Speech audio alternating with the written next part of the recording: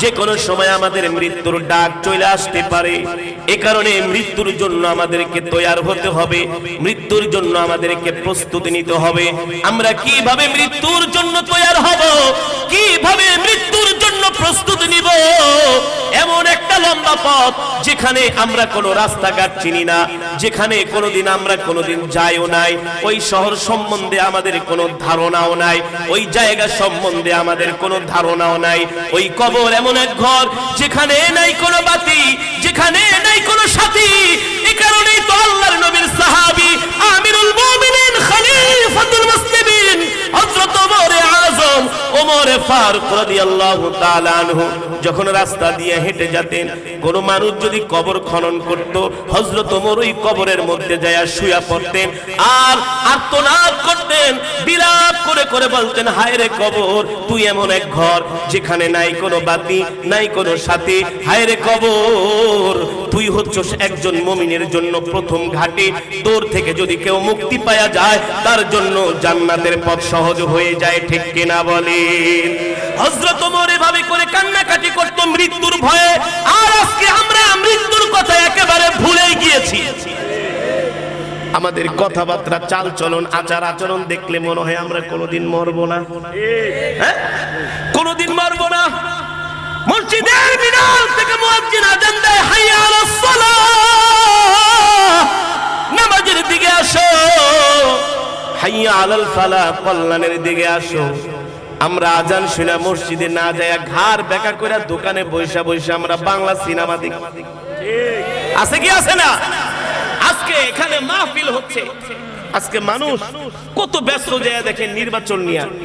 এই নির্বাচনের সময় শুধু মাদারীপুর না, আমরা গত এক সপ্তাহ আগে সিরাজগঞ্জে গিয়েছিলাম, ওই একই মাহফিল। গত বছর ওয়াজ করেছি, এই বছর দাওয়াত ছিল। ওখানে 11 তারিখে নির্বাচন হয়ে গেছে। গত বছর যেই প্যান্ডেলে লোক জায়গা দিতে পারে না, এবারের মাহফিলে যায় দেখি অর্ধেক লোক নাই। সব রাস্তা দিয়ে মোটরসাইকেল নিয়ে শোডাউন মারতেছে, মিছিল করতেছে, ঘুরতেছে, আড্ডা মারতেছে, দোকানে বসে চা খাইতেছে। ওই এলাকার এক চেয়ারম্যান পদপ্রার্থী, নতুন চেয়ারম্যান হয়েছে, আইসা হুজুর, এক কাপ চায়ের দাম 5,000 টাকা। এক কাপ চায়ের দাম কত? আমাকে এটা কি সোনারগাঁ হোটেলের চা? না, এটা আমাকে সিরাজগঞ্জের চা। আমাকে এক কাপ চায়ের দাম 5,000 টাকা। মানে রাস্তায় যাইতেছি, রাস্তা দিয়ে যাইতেছি, এক লোক এসে সালাম দিচ্ছে, ভাই ভালো আছেন? হ্যাঁ ভাই, ভোটটা আমার দিয়েন। ঠিক আছে দিমু।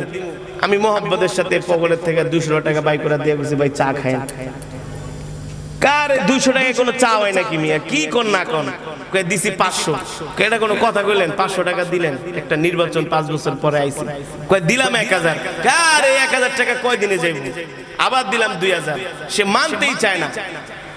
এইভাবে দিতে দিতে আমি তার লাস্টে কত দিছি? এক কাপ চায়ের দাম কত? তো যে বেটায় নির্বাচনে দাঁড়ায় এক কাপ চা খাওয়ার লেগে 5000 টাকা দিব, সে চেয়ারম্যান হওয়ার পরে তুমি আবার তার কাছে উন্নয়নের আশা করবা? হ্যাঁ, ভোট এটা একটা আমানত, ঠিক কিনা বলেন? ভোটটা কি আমানত। আজকে আমাদের চরিত্র এমন খারাপ হয়ে গেছে, আমরা মুসলমান 500 টাকার জন্য ঈমান বিক্রি করে দিই। ভাবে না যে তার মরতে হবে, আল্লাহর কাছে প্রতিটা পয়সার হিসাব দিতে হবে। হবে কি হবে না? হবে না?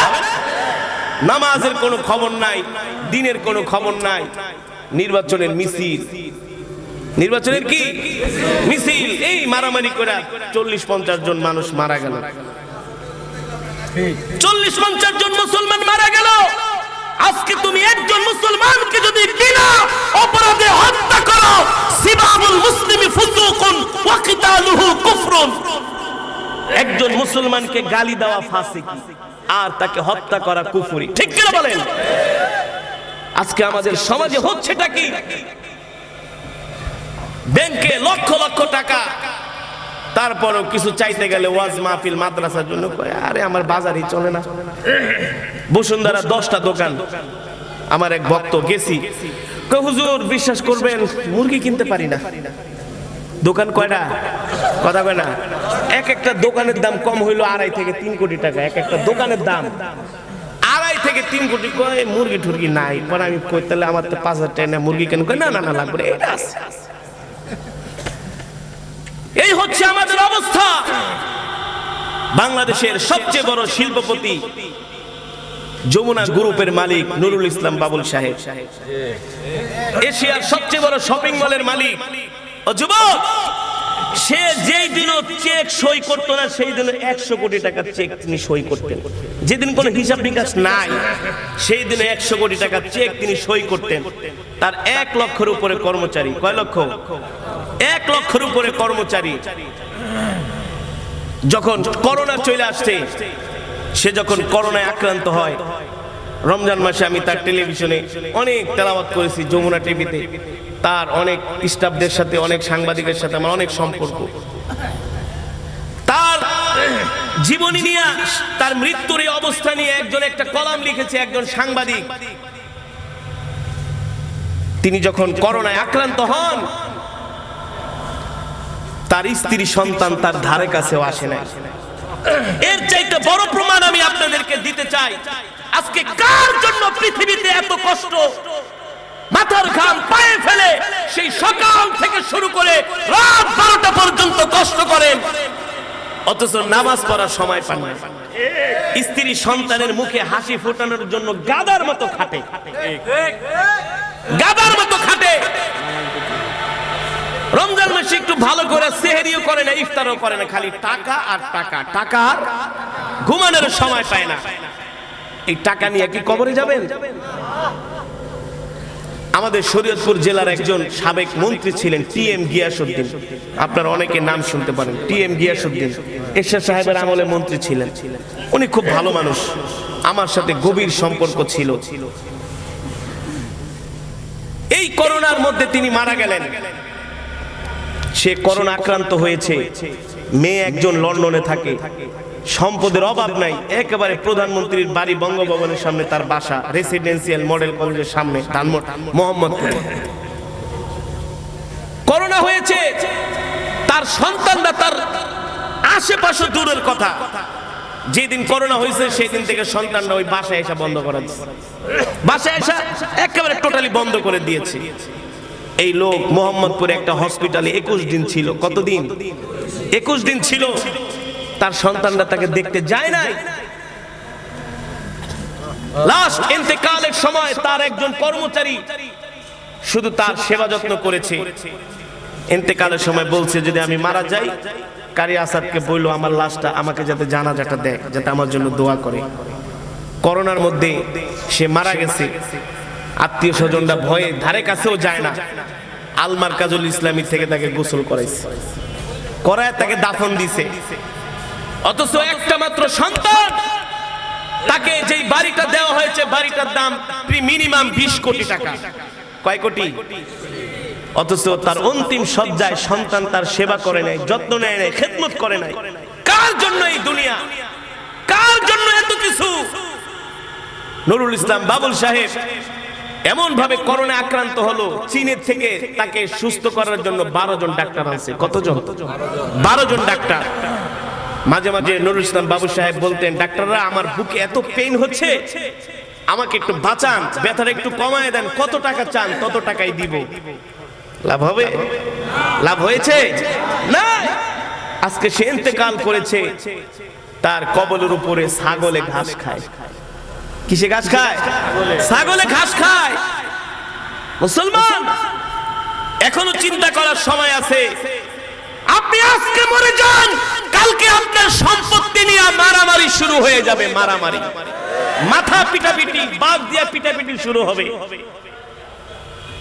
এই কারণে এই স্বার্থের দুনিয়ায় আপনি কারো মন আপনি খুশি করতে পারবেন না। পারবেন? পারবেন না।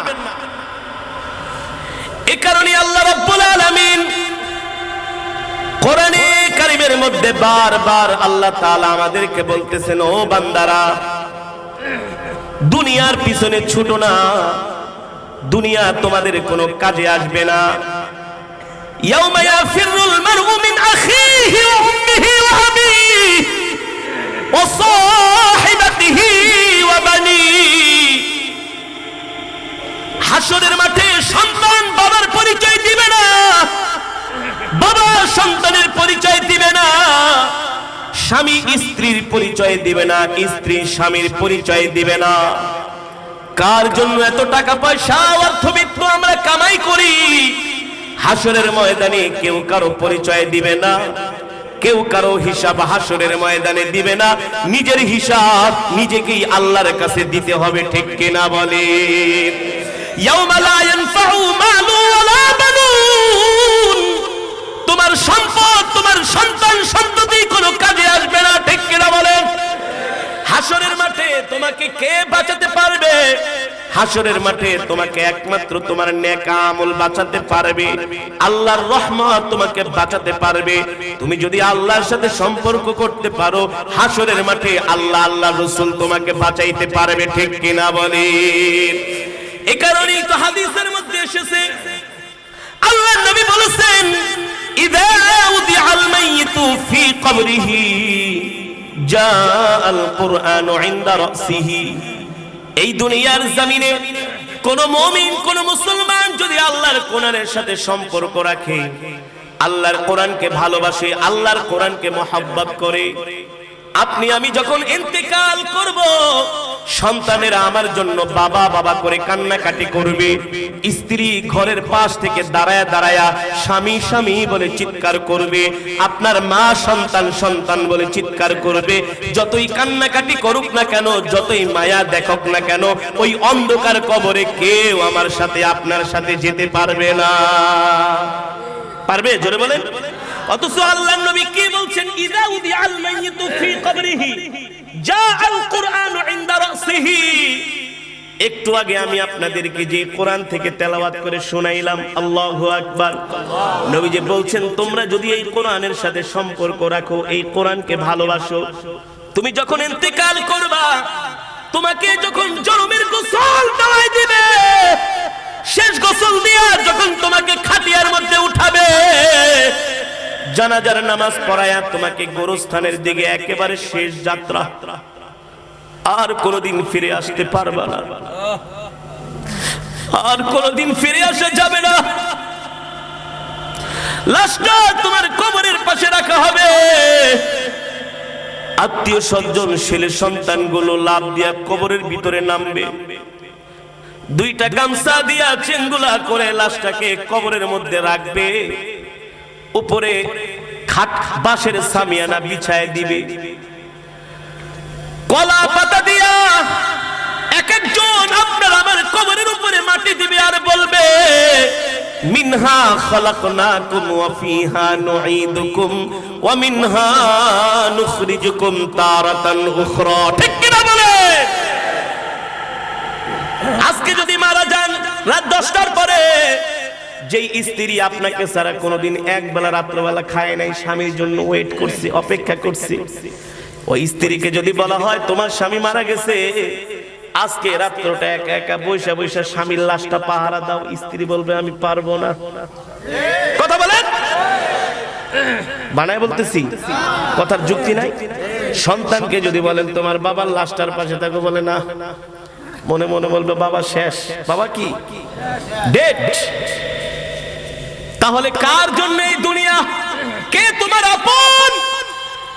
কেউ তোমার আপন না, অথচ আমাদের পাগল মন সেটা বুঝতে চায় না।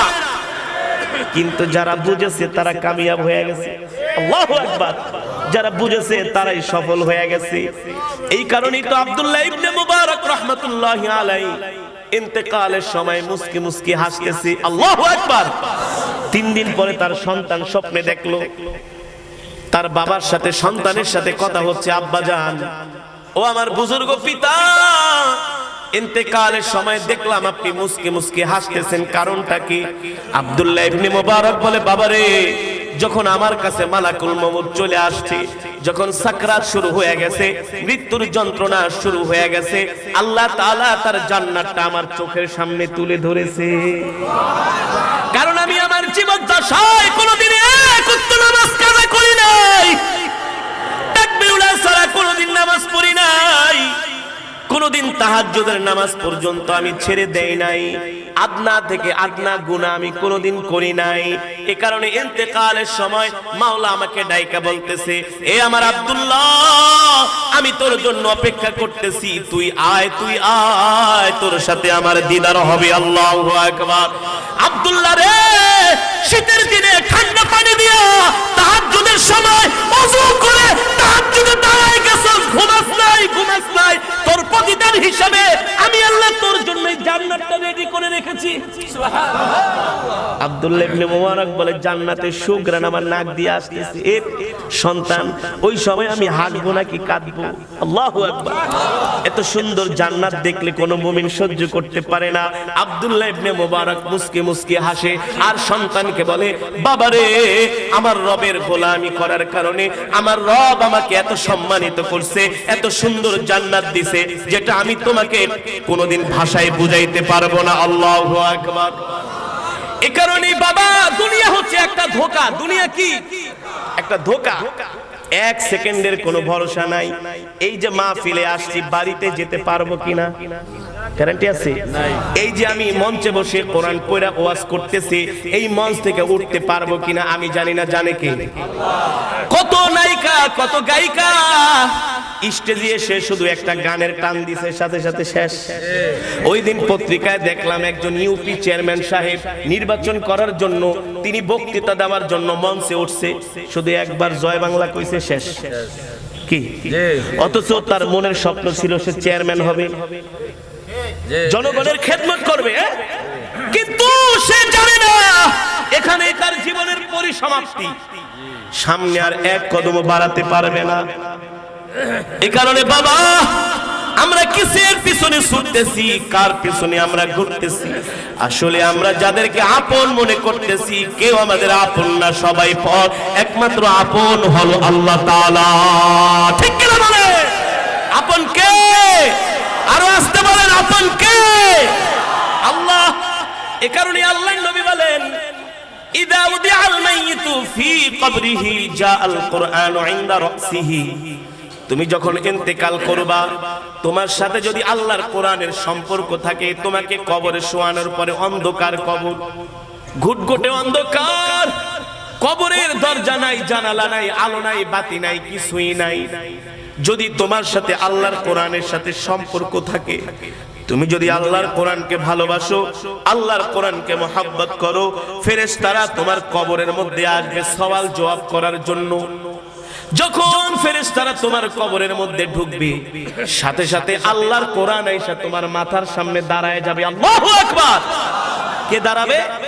জোরে বলেন, কে? বন্ধু বান্ধব, আত্মীয় স্বজন, টাকা পয়সা, নেতা নেত্রী, কেউ না, কারো ক্ষমতা নাই। কোরআন আইসা দাঁড়ায় যাবে। বিশ্বাস হয় না আপনাদের? রাসূলের হাদিস, ইদা উদিআল মাইয়িতু ফি কবরিহি জাআল কুরআনু ইনদা রাসিহি। কোরআন এসে আপনার মাথার কাছে দাঁড়ায় যাবে আর কোরআনটা আলোকিত করে দিবে কবরটাকে। সুবহানাল্লাহ। অন্ধকার থাকবে না। এবার ফেরেশতারা আইসা সওয়াল করতে চাইবে, মার রব্বুকা ওয়া মান দীনুকা ওয়া মান নাবিয়ুকা। আল্লাহর কোরআন ফেরেশতাদেরকে ডেকে বলে, বসো। কি করছো? বলে, আল্লাহ আমাকে পাঠিয়েছেন সওয়াল জবাব করার জন্য। আল্লাহর কোরআন বলবে, পারমিশন নাই, গেট আউট। ফেরেশতাদেরকে কি বলবে? যাও। আল্লাহর কোরআন বলে, এটা আবার কে? এত বড় ক্ষমতা? আল্লাহু আকবার। জোরে বলেন, আল্লাহু আকবার। বলবে একটা প্রশ্ন, আল্লাহর কোরআন বলবে না। একবার দুইবার বলার পরে আল্লাহর কোরআন ফেরেশতাদেরকে কবরে কোনো সওয়াল জবাব করার জন্য চান্সই দিবে না। এক পর্যায়ে কোরআনের সাথে ফেরেশতাদের ঝগড়া লেগে যাবে। আল্লাহু আকবার। জোরে বলেন, আল্লাহু আকবার। কেউ নাই, বন্ধু বান্ধব, আত্মীয় স্বজন, ছেলে সন্তান, কেউ নাই। আছে কে? জোরে বলেন, কে?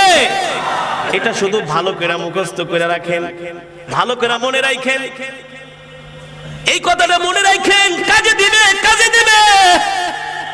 আল্লাহর কোরআনের সাথে সম্পর্ক করেন। আল্লাহর কোরআন ফেরেশতাদেরকে বলবে, যাও যাও। বলে, আপনি আমাদেরকে এমন ভাবে তাড়ায় দিতেছেন, সে আপনার কি হয়? বলে, সে আমার বন্ধু। আল্লাহু আকবার। আমার জন্য দুনিয়াতে সে মার খাইছে, কি খাইছে? আমার জন্য জেল খেটেছে, কি খেটেছে? আমার জন্য তার উপরে অত্যাচার করা হয়েছে। আমি কোরআনকে প্রতিষ্ঠিত করতে যাই আল্লাহর জমিনে তার বুকের তাজা রক্ত দিয়েছে। আল্লাহু আকবার। দিনের পর দিন না খেয়ে থেকেছে, রাতের পর রাত ঘুমায় নাই। ফেরেশতারা বলবে আমি আপনার পরিচয়টা ভালো করে জানতে চাই। আল্লাহর কোরআন বলবে শোনো শোনো, তোমরা আল্লাহর ফেরেশতা, অবশ্যই তোমাদের ক্ষমতা আছে, তোমাদের পাওয়ার আছে, কিন্তু আমার চাইতে তোমাদের বেশি ক্ষমতাও নাই, পাওয়ারও নাই। ফেরেশতারা বলবে আপনার পরিচয়টা ভালো করে তুলে ধরেন। আল্লাহর কোরআন বলবে তোমরা হচ্ছ আল্লাহর হুকুমের গোলাম ফেরেশতা, আর আমি হচ্ছি স্বয়ং আল্লাহর জবানের কালাম। তাহলে কি ফেরেশতাদের ক্ষমতা বেশি নাকি আল্লাহর কোরআনের? যারা বলেন প্রধানমন্ত্রীর মুখের কথার দাম বেশি নাকি একজন পুলিশের? আরে প্রধানমন্ত্রী চাইলে একজন SP, DC, DIG, AIG, police পরিচালক, মহাপরিচালক 1 সেকেন্ডে ঢাকা থেকে বান্দরবান পাঠিয়ে দিতে পারে, পারে না? 1 সেকেন্ডে তাকে ট্রান্সফার করে একেবারে হিল ট্যাক্সে পাঠায় দিতে পারে। প্রধানমন্ত্রীর জবানের কথার এত দাম দাম না? শুধু প্রধানমন্ত্রী বলবে ওরা আনতে খাদাও, অন্য জায়গায় পাঠাও। আপনি আমি যদি বলি পিঠায় লাল করে ভালো, তুই কে লাল মিয়া, তুই কে?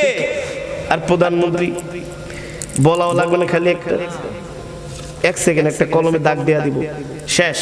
কি আল্লাহর কোরআনের কত পাওয়ার! কালামুল মুলুকি মুলুকুল কালাম, বাদশার কথা, সে তো কথার বাদশা। আল্লাহু আকবার। আল্লাহর জবানের কথার চাইতে আর কারো কথা দামি হতে পারে? গোটা 30 পারা কোরআন হচ্ছে আল্লাহর কালাম। কার কালাম? কার কথা?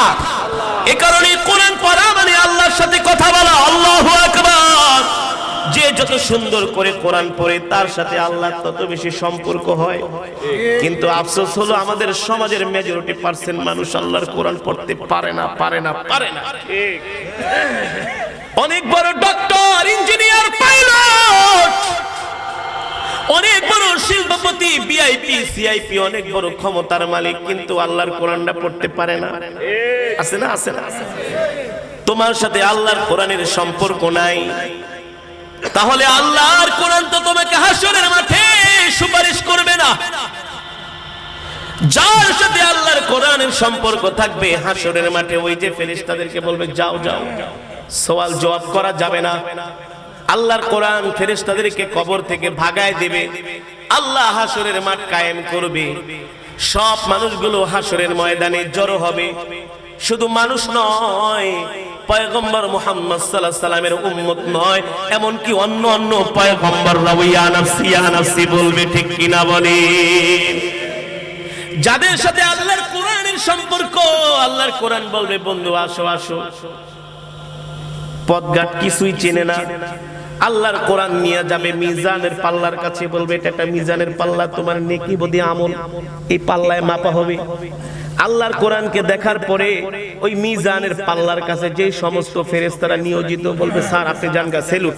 আরে আপনি আল্লাহর জবানের কালাম, আপনার সাথে যে আসছে তার নেকি বদি কি মাপা হবে? বিশ্বাস হয় না? 2012 সালে আওয়ামী লীগের একটা সবচেয়ে বড় সম্মেলন হয়েছিল সোহরাওয়ার্দী উদ্যানে। কোথায়? এটা ছিল আওয়ামী লীগের ত্রিবার্ষিক একটা কাউন্সিল। এটা সবচেয়ে বড় প্রোগ্রাম ছিল আওয়ামী লীগের ইতিহাসে। নৌকার উপরে করেছিল। এটা উদ্বোধনী একটা তেলাওয়াত করার জন্য আমাকে দাওয়াত দিয়েছিল আরো 12 বছর আগে, আমার মনে আছে। তো ওই প্রোগ্রামে যেতে হলে সবার পাস থাকতে হবে। কি ওই প্রোগ্রামে আপনি মনে করেন এই জেলার কোন আওয়ামী লীগের লোকও যেতে পারবে না।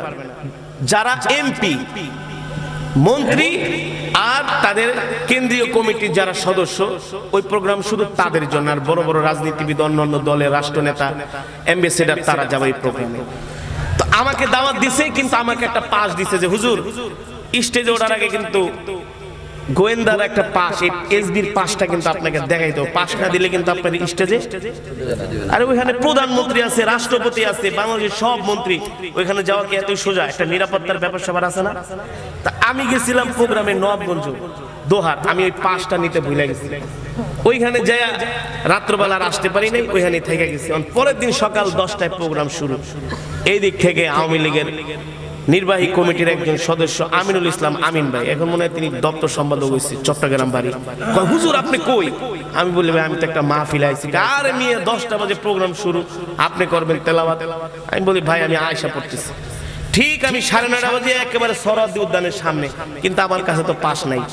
আমি গেটে গেছি, পরে সেনাবাহিনী আমার আটকেছে, হুজুর পাস কই? আমাকে আমার কোরআন তেলাওয়াত করব, এইগুলো কিচ্ছু চলবে না, আগে পাস দেখান। কি দেখান? পাস দেখান।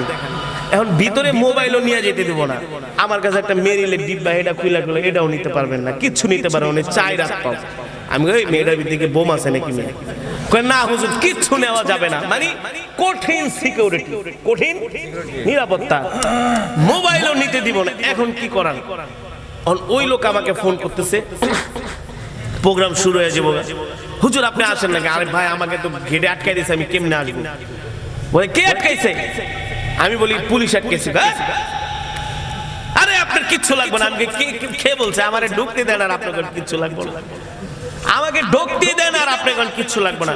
কেউ যদি আপনার 5 মিনিট দাঁড়ান, আমি ব্যবস্থা করতেছি।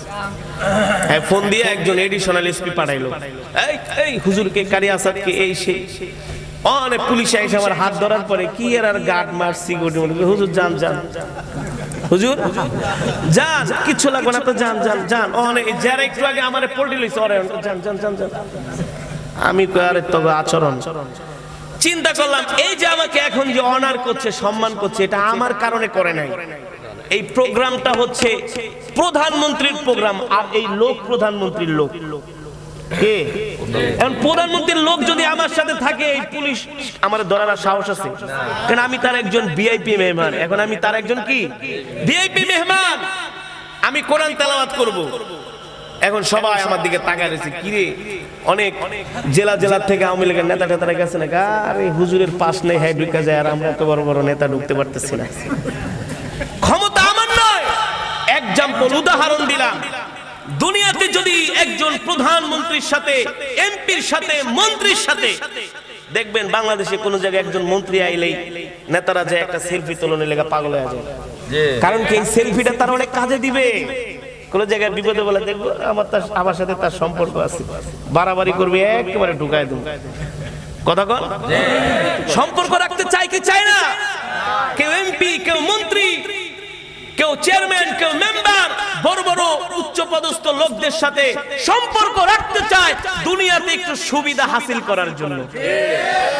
তুমি কবরে যায় সুবিধা হাসিল করবা, সেখানে এমপিরও টাইম নাই, মন্ত্রীরও টাইম নাই, কারো টাইম নাই, কারো সময় নাই।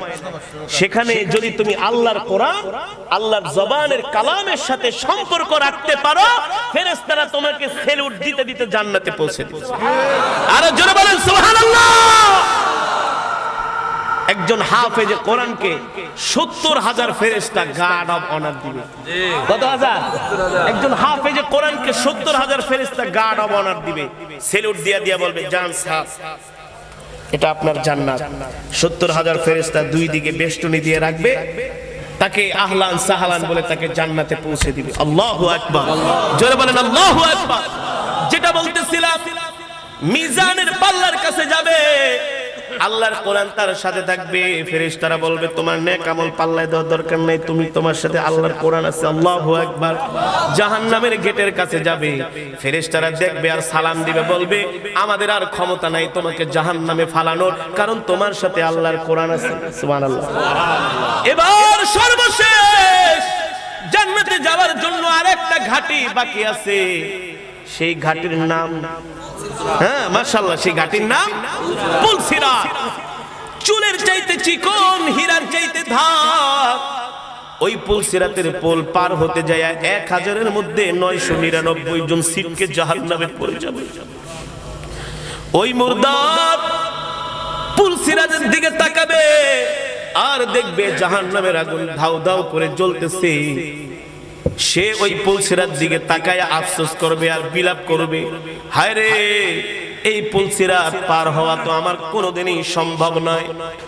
এমন চিকন, চুলের চাইতে চিকন, হীরার চাইতে ধার, ওই পুলসিরাতে পাড়া দিলেই তো আমার পা কেটে শরীর কেটে জাহান্নামে ছিটকে পড়ে যাব। সে বিলাপ করবে, আফসোস করবে। আল্লাহর কোরআন বলবে বন্ধু ভয় পেও না, ভয় পেও না, মিজানের পাল্লার কাছে তোমাকে ধরা হয় নাই, জাহান্নামের গেটের কাছে তোমাকে জিজ্ঞাসাবাদ করে নাই, ছেড়ে দিয়েছি। আর জান্নাতে যাওয়ার জন্য একটা মাত্র ঘাটি আছে, সেটার নাম হচ্ছে পুলসিরাত। আল্লাহর কোরআন বলবে তোমার হাতটা আমার কাছে দাও। আল্লাহর কোরআন তার হাত ধরে পুলসিরাতের পোল মুহূর্তের মধ্যেই পার করে দিবে। আল্লাহু আকবার। এবার সুবিশাল জান্নাত তার জন্য রেডি। কেমন জান্নাত, কেমন জান্নাত! ফি জান্নাতিন নাঈম। ওই জান্নাতের মধ্যে তার জন্য এত নাজ নিয়ামত, এত নিয়ামত, এত নিয়ামত তার জন্য সেই দিন জান্নাতের ভিতরে থাকবে। আল্লাহু আকবার। ওয়া লাহমি তায়রিম মিম্মা ইয়াশতাহুন। সেখানে তোমার জন্য বিভিন্ন রকমের পাখির গোশত থাকবে। স্বর্ণের চেয়ার তোমার জন্য রেডি থাকবে। তোমার জান্নাতের প্রতিটা ইট হবে রূপা। তোমার জান্নাতের মধ্যে যে গাছগুলো থাকবে ওই গাছগুলো হবে স্বর্ণের। আল্লাহু আকবার। তুমি যেই পিকদানির মধ্যে পিক ফালাইবা ওই পিকদানিটা আল্লাহ স্বর্ণ দিয়া বানাবে। তুমি যেই স্বর্ণের চিরুনিটা দিয়া, তুমি যেই চিরুনিটা দিয়া চুল আশ্রাবা সেটাও আল্লাহ তোমাকে স্বর্ণ দিয়া বানাই দিবে। আল্লাহু আকবার। জোরে বলেন আল্লাহু আকবার। ওয়ালাকুম ফিহা মা তাশতাহি আনফুসুকুম ওয়ালাকুম ফিহা মা তাদউন নুজুলাম মিন গফুরির রহিম। আল্লাহ তোমাকে এমন জান্নাত দিবে, ওই জান্নাতে তুমি যা চাইবা, যা কল্পনা করবা সব আল্লাহ তোমার সামনে মুহূর্তে হাজির করে দিবে। নুজুলাম মিন গফুরির রহিম। রব্বে কারীম তোমার উপরে রহম করবে, দয়া করবে, তোমাকে ভালোবাসবে।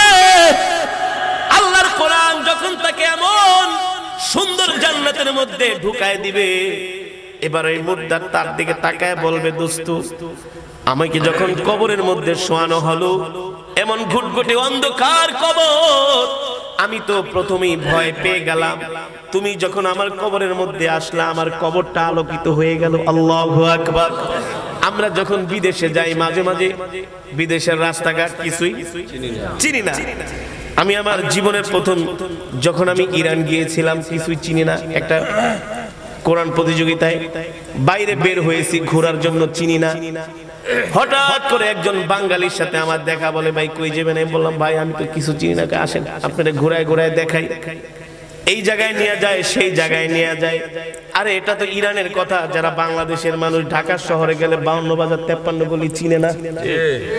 এক গলি দিয়া বারবার ঘুরে, এক গলি দিয়া কি রে হবাই ছিলাম এখানে, আবার দিক ঘুরেছি, সেই এক জায়গায় আসলাম, রাস্তাঘাট চিনে না। ওই সময় যদি আপনার একটা বন্ধু আপনার সাথে পরিচয়, দোস্ত তুমি এখানে, হ্যাঁ দোস্ত, আরে মিয়া আসো।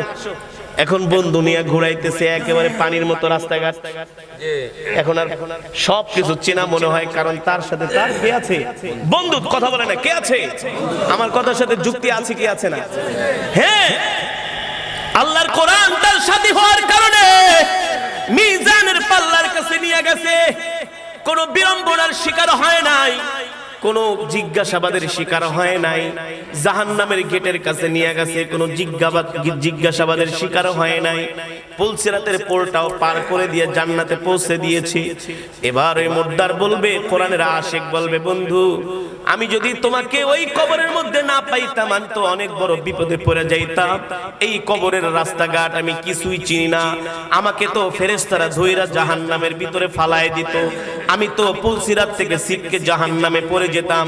ও বন্ধু তুমি তো আমাকে অনেক বড় সাহায্য করেছো, অনেক বড় উপকার করেছো। কি তোমার পরিচয়? কোথায় তোমার বাড়ি? কোথায় তোমার ঘর? তোমার পরিচয়টা বন্ধু আমাকে একটু দাও। এবার আল্লাহর কোরআন বলবে, বন্ধু তোমার কি মনে আছে নাকি আমি আল্লাহর কোরআন আমাকে আল্লাহর জমিনে প্রতিষ্ঠা করতে যায়া রাজপথ থেকে তোমাকে বেদমভাবে প্রহার করা হয়েছে, তোমার উপর অত্যাচার করা হয়েছে, নির্যাতন করা হয়েছে, জুলুম করা হয়েছে। আমি এই কোরআনের কারণে, আমি কোরআনকে ভালোবাসার কারণে তুমি দিনের পর দিন না খেয়েছিলা। এই কোরআনকে ভালোবাসার কারণে তুমি শত অত্যাচার সহ্য করেছো, কিন্তু এক মুহূর্তের জন্য আল্লাহর কোরআন ছেড়ে দাও নাই। আল্লাহু আকবার। আমি আমি তোমার সেই কোরআন, যেই কোরআন তুমি তেলাওয়াত করতা ভোর রাতে, ওইটা ঠান্ডা পানি দিয়া ওযু করে দুনিয়ার সব মানুষগুলো ঘুমায় থাকতো, আর তুমি ঠান্ডা পানি দিয়া ওযু কইরা তাহাজ্জুদের নামাজে দাঁড়ায় দাঁড়ায় কোরআন পড়তা, সকালবেলা ফজরের পরে কোরআন পড়তা, মাগরিবের পরে সূরা ওয়াকিয়া পড়তা, ইশারের পরে সূরা মুলকের আমল করতা। ও বন্ধু, সময় পেলেই তুমি কোরআন নিয়ে বসে যাইতা। যখন তোমার চোখের সামনে অনেক গুনার উপকরণ আসতো, তোমার জিনা করতে মন চাইতো, বেগানা মহিলার দিকে তাকাইতে মন চাইতো, বেগানা নায়িকা গায়িকার দিকে তাকাইতে মন চাইতো, তাদের কণ্ঠে গান তোমার শুনতে মন চাইতো, তোমার নাটক সিনেমা দেখতে মন চাইতো, মদ দেখলে তোমার খাইতে মন চাইতো, কত গুনার কাজ তোমার করতে মন চাইতো। কিন্তু যখন এই গুনার উপকরণগুলো তোমার সামনে আসতো, তখন আমার কোরআনের আয়াতগুলো তোমার চোখের সামনে ভেসে উঠতো। আল্লাহু আকবার। আল্লাহ কোরআনের ভিতরে যে সমস্ত কাজগুলো নিষেধ করেছেন, ভয় দেখাইছেন, তুমি এই আয়াতগুলো পড়ো আর ভয় পাও, গুনার কাজের দিকে যাও না। তুমি আমার জন্য দুনিয়াতে তোমার কলিজাটা একেবারে আঙ্গার করে ফেলেছো। তুমি তোমার কোনো ইচ্ছাকে প্রাধান্য দাও নাই, শুধু আমি কোরআনের কারণে। আল্লাহ কোরআনের ভিতরে এটা নিষেধ করেছে, ওয়ালা তাকরাবুজ জিনা। তোমার মন চেয়েছে বেগানা মহিলার সাথে জিনা করতে, এত সুন্দর চেহারা, তুমি চাইলে জিনা করতে পারতা দুনিয়ার কোনো মানুষ জানতো? তুমি 5 স্টার হোটেলে গিয়েছো, সুন্দরী কন্যা তোমার সামনে আসছে, তুমি চাইলে তার সাথে জিনা করতে পারতা, দুনিয়ার কোনো মানুষ দেখে নাই, একটা পাখিও দেখে নাই, একটা কীট পতঙ্গ ছিল না ওই রুমের ভিতরে, চাইলে তুমি জিনা করতে পারতা, পৃথিবীর কোনো শক্তি তোমাকে ফিরাইতে পারতো না। কিন্তু আল্লাহর কোরআনের ভয়ে, আল্লাহর ভয়ে তুমি গুনাহ থেকে বিরত ছিলা, ঠিক কিনা বলেন? কোরআন পড়েছো, আমল করেছো, গুনাহ করো নাই, স্যাক্রিফাইস করেছো, নিজেকে একেবারে এমন ভাবে দমাইছো, দমাইতে একটা আপনা থেকে আপনা গুনাহ তোমার দ্বারা দুনিয়ার জমিনে সংগঠিত। যার ভয়ে তুমি এত কিছু স্যাক্রিফাইস করেছো, আজকে আমি সেই কোরআন তোমাকে পাহারা দিয়া সুপারিশ করে করে আল্লাহর জান্নাত পর্যন্ত তোমাকে পৌঁছে দিয়ে গেলাম। এবার তুমি আরামে আরামে জান্নাতের ভিতরে থাকো। সুবহানাল্লাহ বলেন, আরো জোরে সুবহানাল্লাহ বলেন। সে যখন জান্নাতে ঢুকবে, আল্লাহ সালাম দিবে, কে? সালামুন কাওলান, আল্লাহু আকবার, আল্লাহু আকবার। এর চাইতে আর শান্তি, এর চাইতে আর বড় নিয়ামত, সালামুন কাওলান মির রাব্বির রহিম। এ ফেরেশতা, আমার প্রিয় বান্দাদেরকে তোমার রবের পক্ষ থেকে সালাম দিয়ে দাও।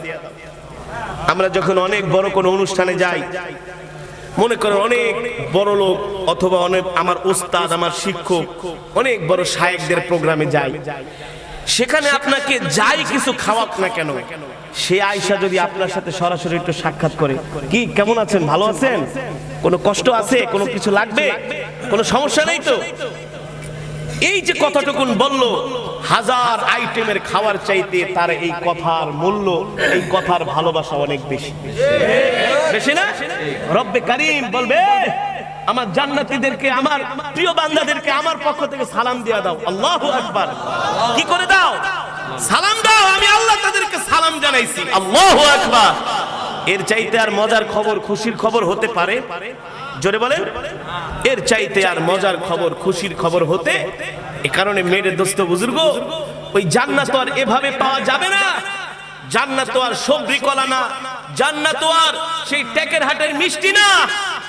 এই জান্নাত পেতে হলে আমাদেরকে অনেক মেহনত করতে হবে, গুনাহ থেকে বাঁচতে হবে, গুনাহ মুক্ত জিন্দেগি আমাদের গঠন করতে হবে, ঠিক কিনা বলেন? আর মরার আগে আমাদেরকে মরে যেতে হবে, বুঝেন নাই? মরার আগে কি? মরার আগে মরে যাও। বুঝছেন তো কিভাবে? মরার আগে মরা মানে কি? তোমার সামনে গুনার কোন উপকরণ যখন আসে, তখন ওই গুনার দিকে যাও না, নিজেকে একেবারে দমায় রাখো। গুনাহ থেকে বাঁচা কি এতই সোজা? একজন সুন্দরী কন্যা, মহিলা, বেগানা মহিলা, আমরা যখন বিদেশে যাই, ট্রেনে যাই, ফ্লাইটে যাই, আমেরিকান, ফ্রান্সিং, জার্মান, চায়না, অনেক মহিলারা তারা তো অর্ধনগ্ন থাকে, বুঝেন নাই? তারা থেকে ওই পোশাক পরে একেবারে অর্ধনগ্ন, কিচ্ছু থাকে না শরীরে। রক্তে মাংসে গড়া মানুষ না নাকি? ফেরেশতা আমরা? ফেরেশতা? আল্লাহর কসম, একদিন ট্রেনের মধ্যে বসে আছি, যাচ্ছি, সম্ভবত হয়তোবা চাইনিজ অথবা রাশিয়ান হবে অন্য দেশে। এত সুন্দর একটা মহিলা ট্রেনের মধ্যে উঠছে, মন চায় এক নজর দেখতে, মনে মনে বলে এই নজর হেফাজত কর, এক নজর দেখবি ঠিক আছে, কিন্তু হাসরের মাঠে চোখের মধ্যে লোহার শীষ ঢুকানো হবে। হ্যাঁ, চোখ অবনত করো, চোখকে নমনীয় করো। কেউ দেখে না, দেখেন কি আল্লাহ, দেখেন কে? ওই সময় এই গুনাহ থেকে বাঁচা কি এতই সোজা? তো সোজা না। এ কারণে নবীজি বলেছেন শেষ জামানায় একটা গুনাহ থেকে বাঁচা মানে আগুনের জ্বলন্ত কয়লা হাতের মধ্যে রাখা আর গুনাহ থেকে বাঁচা এক সমান, এর চাইতে আরো বেশি কঠিন। এই কারণে ভাই, আমার মাহফিলে হাজার হাজার লোক হয়, আমি আপনাদের সামনে আজকে দীর্ঘক্ষণ সময় বয়ান করছি। আমি চাইলে 20-25 মিনিটের উপরে আমি তেলাওয়াত করছি, 10 মিনিট ওয়াজ করে মোনাজাত দিয়ে দিতে পারতাম, কিন্তু আমি দীর্ঘক্ষণ সময় ওয়াজ করেছি। আমার একটা উদ্দেশ্য আছে। কি আছে? একটা উদ্দেশ্য আছে, একটা উদ্দেশ্য নিয়ে আমি বয়ান করেছি। যুগ জামানা পাল্টে দিতে চাইনে অনেকজন, একজনেই হতে পারে জাতির জাগরণ। আপনাদের এই মধ্য থেকে যদি একজনও এই কবরের বয়ান শুনে যদি কবরের ভয়ে যদি আল্লাহওয়ালা হয়ে যান, এটাই মাহফিলের সবচেয়ে বড় সফলতা, এটাই সার্থকতা। ঠিক কিনা বলেন? আজকে তো মাহফিল হয়ে গেছে এখন একটা মানে কি বলে, মানুষকে দেখানো একটা ট্রেডিশন হয়ে গেছে। ওই দিন দেখলাম ওয়াজের ভিতরে এখন মহিলাদেরকে প্রধান অতিথি করা হয়। কি করা হয়? মহিলাদের প্রধান অতিথি করা হয়। আবার ওই বক্তা দেখি গাল বেটকে মহিলার সাথে কথাও বলে, অথচ সে পর্দার খেলাফ করছে। পর্দা করা কি ফরজ। তুমি যদি বাধা দিতে না পারো, তোমার কথা না শুনে তুমি ওয়াজ করবে না, স্টেজ থেকে চলে যাও। আমরা কত মাহফিলের থেকে আইসা পড়ি ওয়াজ করে যাব, বেটা ওয়াজ করবো না। একজন হক্কানি আলেম রাসূলের সুন্নতের কোনো খেলাফ হবে, এটা হক্কানি আলেম সহ্য করতে পারে না, এটি দরবারি আলেমরা পারে। ঠিক কিনা বলেন? আমি আপনাদের সামনে দীর্ঘক্ষণ সময় এই কোরআন হাদিস থেকে যে কথাগুলো বললাম, কবর নিয়ে আলোচনা করলাম, মৃত্যু নিয়ে আলোচনা করলাম, যাতে আপনারা গুনাহ ছেড়ে দেন। কি ছেড়ে দেন? গুনাহ মুক্ত জিন্দেগি গঠন করেন। আজকে শুধু আমরা গুনাহর সাগরে ডুবে আছি। গুনাহকে আমরা গুনাহই মনে করি না, গুনাহকে আমরা গুনাহই মনে করি না। অথচ আমাদের আকাবের, আমাদের মুরব্বীরা তারা কেমন ছিল, রাসূলের সাহাবীরা কেমন ছিল, জীবন চলে গেছে, রাসূলের সুন্নাত কোন খেলাফ কাজ করে নাই। আমরা আজকের মাহফিল থেকে ওয়াদা করব, জীবনে কোনোদিন আদনা থেকে আদনা গুনাহ করব না। রাজি আছেন তো ইনশাআল্লাহ? আরো জোরে বলেন, রাজি আছেন তো ইনশাআল্লাহ? আল্লাহ আমাদের কবুল করুন বলি আমিন। আল্লাহ আমাদেরকে আল্লাহর পেয়ারা বান্দা হিসেবে কবুল করুন বলি আমিন। আজকে মানুষ দুনিয়ার ভোগ বিলাসে মত্ত, দুনিয়ার পেছনে ছুটে আছে। এই কারণে শুধু দুনিয়া নিয়ে ঘুরতেছে। দুনিয়া আপনি যত ধরতে চাইবেন, দুনিয়া তত আপনাকে লাথি মারবে। কি মারবে? লাথি মারবে। এই কারণে আসুন আমরা দুনিয়া ছেড়ে দেই, আমরা আল্লাহ তাআলাকে ধরি, রাসূলের সুন্নাহকে ধরি। আল্লাহ আমাদের সকলকে কবুল করুন বলি আমিন। এই মাজমা, এই মাহফিল, এই মাদ্রাসাকে আল্লাহ কিয়ামত পর্যন্ত কবুল করুন বলি আমিন।